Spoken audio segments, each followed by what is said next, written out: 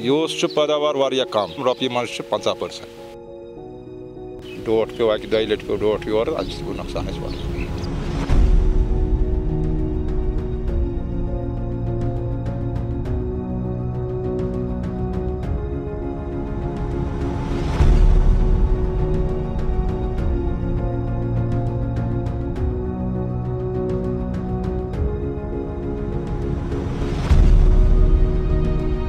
यथ लगभग 6-7 किस्म।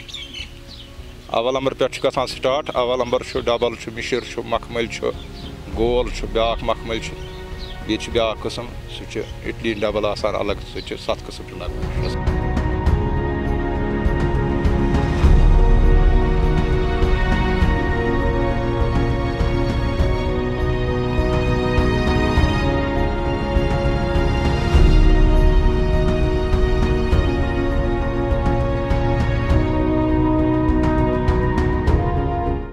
नुकसान हो गया।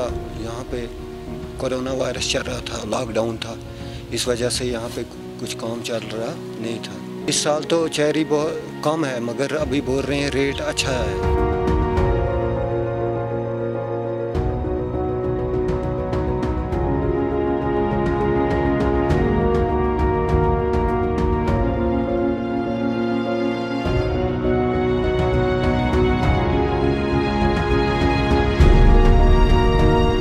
अगर ये यला है तो तेल चल ये सोरे, मगर ये फिलहाल बंद तो ये अक साइड यल त्रावान ब्या साइड बंद तो लगभग ये यूत वो गो फैक्ट्री वाल ये निवान लगभग वनकस नबर तूत गसान वनकस।